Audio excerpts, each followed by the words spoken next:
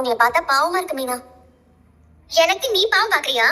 கடைசியா உங்களை வீட்டை விட்டு துரத்திட்டாங்க போல இருக்கு. என்னெல்லாம் யாரும் துரத்தல, நானா தான் வந்திருக்கேன். எப்படியோ வெளியே வந்துட்டீங்கல்ல. ஆக மொத்தம் நம்ம 3 பேருமே இப்ப அந்த வீட்டுல இல்ல. உனக்கு மனசு ரொம்ப குளிர்ந்திருக்குமே. அப்படியெல்லாம் இல்ல, எனக்கு வருத்தமா தான் இருக்கு. என்ன மாதிரி இப்ப உங்க 2 பேராலையும் அந்த வீட்டுல வாழ முடியல. ஆனா ஒரு விதத்துல எனக்கு ஒரு ஆறுதல் இருக்கு. அடுத்தவங்க கஷ்டப்பட்டு அது உனக்கு ஆறுதலா இருக்கா? நான் அப்படி சொல்ல வரல. என் நிலைமை இப்ப உங்களுக்கு புரிஞ்சிருக்கும்னு சொல்றேன். உங்களை பத்தி தான் எப்பவோ நாங்க எல்லாரும் புரிஞ்சுக்கிட்டோமே. என்னை யாருமே புரிஞ்சுக்கல. அட்லீஸ்ட் நீங்க 2 பேர் மாதிரி என் பக்கத்துல இருக்கிற நியாயத்தை புரிஞ்சுக்கணும். ஹஸ்பண்ட் கூட இல்லாம இருக்கிறது எவ்வளவு பெரிய கஷ்டமான விஷயம்னு இப்ப நீங்க ரியலைஸ் பண்ணிருப்பீங்க. அப்ப என் நிலைமையை கொஞ்சம் யோசிச்சு பாருங்க. என் புருஷன் என் கூட வாழவே கூடாதுன்னு நினைக்கல. ரவியும் ஸ்ருதி கூட சேர்றதுக்கு தான் கஷ்டப்பட்டு இருக்காரு. உன் புருஷன் தான் நீ வேண்டவே வேண்டாம்னு சொல்லி கோர்ட்டுக்கு போயிட்டாரு.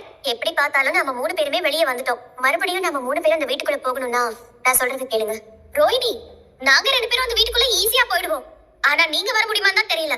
மனோஜ் தான் இந்த ஜென்மத்துல என் ஹஸ்பண்ட். விஜய் ஆண்டி தான் என்னோட மாமியார். அடுத்து என்ன?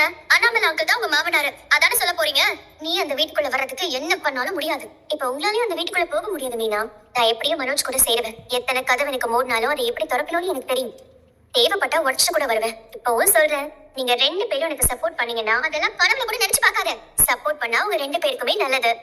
இல்ல ஏய் இல்ல ரெடி பண்ணுவேன். இப்ப பாத்தீங்களா அவளுக்கு ரொம்ப ஆரகண்டா பேசுறாங்கல்ல. நம்மள த்ரெட்டன் பண்றாங்க. விடுங்க ஸ்ருதி, அவ சும்மா வாய்ஸ் அவடாதான் விடுவா.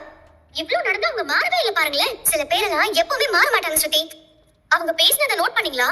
என்ன மாதிரி நீங்களும் ஆயிட்டீங்கன்னு சொல்றாங்க. சம்திங் ஃபிஷியா இல்ல? நான் சொன்ன மாதிரி நீங்க வீட்டை விட்டு வந்ததுக்கு ஒரு காரணமா ரோஹிணியா கூட இருக்கலாம். என்னடா போன் பாத்துட்டு இருக்கற? வேற என்ன பார்க்க சொல்ற? அந்த சிங்க்ல பாத்திரம் எல்லாம் நிறைய இருக்கு, அத போய் கழுவி வை போ. என்ன? பாத்திரத்தை நான் கழுவணுமா? ஹேய், நான் யாரு? என் ரேஞ்ச் என்ன? என்ன ரேஞ்ச்? நான் படிச்சவன்டா, பிசினஸ் மேன். நான் போய் பாத்திரம் கழுவணுமா? ஏண்டா படிச்சவங்க பாத்திரம் கழுவ மாட்டாங்களா?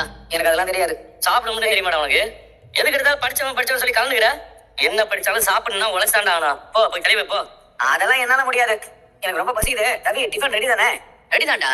ஆனா உன்னால வேலை செய்ய முடியலன்னா நான் சமைச்சதை சாப்பிடாத.